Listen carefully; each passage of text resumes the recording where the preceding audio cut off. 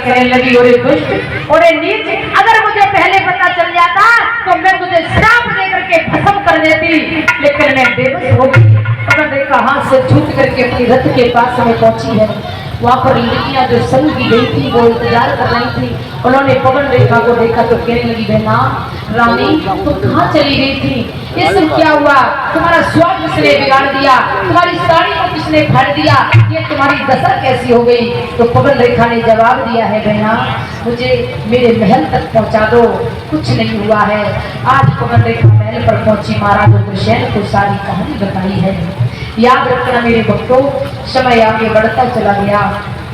कुछ समय के पश्चात महाराज जिस समय पवन रेखा उस राक्षस के हाथ से छूट करके भागी थी, उस समय उस राक्षस ने वरदान दिया था पवन रेखा को कि हे पवन रेखा जाओ, मैं तुम्हें वरदान देता हूँ कि तुम्हारी कोख से जो बालक पैदा होगा वो हमारे जैसा क्षत्रिय वीर योद्धा और राक्षस पैदा होगा।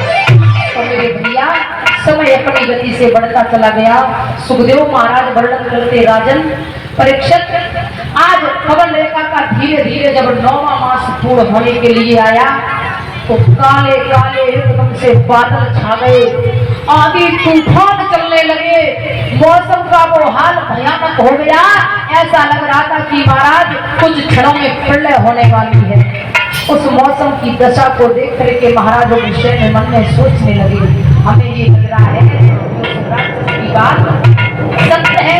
कुछ ही समय के बाद में पवन रेखा के गर्भ से बालक ने जन्म लिया है, और जब बालक ने जन्म लिया महाराज ने ज्योतिषियों को बुलाया, बालक के नामकरण कराए तो बालक का नाम कंस रखा गया। यथो नाम तथो गुण, जैसा नाम वैसे गुण। पहले के जमाने में नाम रखे जाते थे दया, राम, धर्म, वीर और रामपाल, रामाधर, रामाधार, हाँ पल्लेदार नहीं है। तो महाराज जब नाम रखे जाते थे दया राम, तो कुछ हृदय में दया थी मनुष्यों की। आज के जमाने में लला नाम रख गए हैं, टिंकू, पिंटू, सिंटू, मिंटू, सीटू, पप्पू, कल्लू, भूरा, करुआ, धमरा।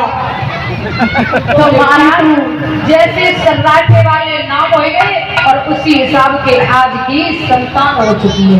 ना भूरा, चलो कोई बात नहीं, छोटे हो तो भूरे हो, अच्छी बात है। जब छोटा है तो अच्छा है, ना भूरा। बाकी बात में बड़े भाई हमारे जैसे तो भूरे, हाँ बाकी बात में क्या हो, शादी हो गई, हाँ तो भूरे भूरे भैया हो भैया, बाकी बात बाली बच्चा हो गई तो भूरे भाई साहब, हाँ तो बाकी बात बाली बच्चे को बिया हो गई, घर में हो गई, बब्बा बन गए, भूरा बच्चा तो भूरा बब्बा हो गई। हम लोग हमारी भैया की हमसे ही बुराई तो क्या इन्हें बनाओ का है, हम यार कि अब तक आप इन्हें बनाओ का है सपना तो ना लड़कियां बची और चोरिया चोर आए थे, चौकी खाई खड़ी नौ लड़कियां बची, ठीक है ना खुशबू देखो, देवी बदबू, ना सपना दूसरे बार मारो ना समझना सपना ना समझना घटना गुब्बारों होते हो। तो याद रखना मेरे भैया, यह तो नाम तत्वगुण जैसा नाम। वैसे गुण कंस धीरे धीरे सयाने हुए और जब चलने फिरने लायक हो गए परीक्षित महाराज, तब इन्हें छोटे छोटे मेरे मित्र बनाए लिए, अपने साथी बनाए लिए, खेलने के लिए लेके जाते हैं। नगर से बाहर पहुंचते तो किसी की आंख फोड़ देते, किसी के हाथ काट देते, किसी को कुआं में ढकेल देते। इस प्रकार से अत्याचार करने लगे। तो महाराज उग्रसेन की सभा में बैठे, सभा में महाराज उग्रसेन वहां पर तरह तरह के उलाने जाते हैं। महाराज आज आपके कंस ने किसी की आंख फोड़ दी, आज आपके कंस ने किसी की जिब्या काट ली, आज आपके कंस ने किसी के पैर काट दिए।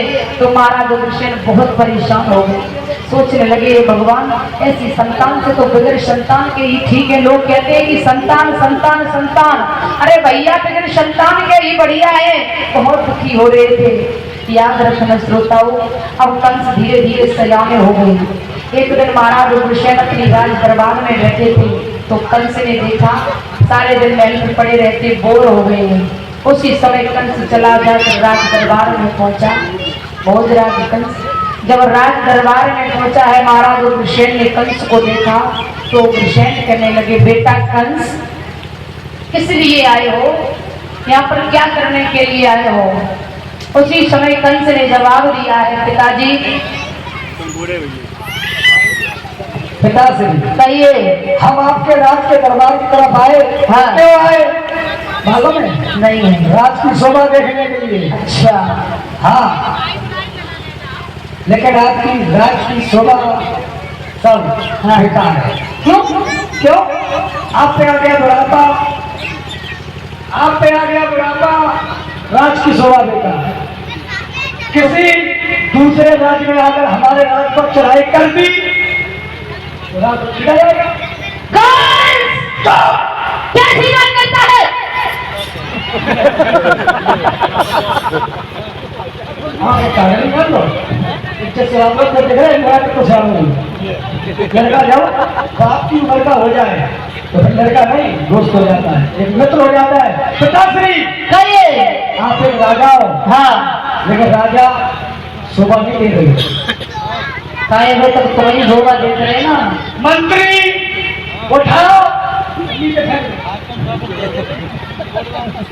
बुढ़ापा आ चुका है, जवान पट्टे को राजा नहीं। कंस मेरी बात समझने की कोशिश करो। नहीं, क्योंकि तुम अभी नौजवान लड़का हो और तुम नौजवान हो, तुम क्या जानो प्रजा को चलाना, कैसे प्रजा में बोला जाता है, कैसे प्रजा को चलाया जाता है, कौन सुखी है कौन दुखी है। रुक जाओ।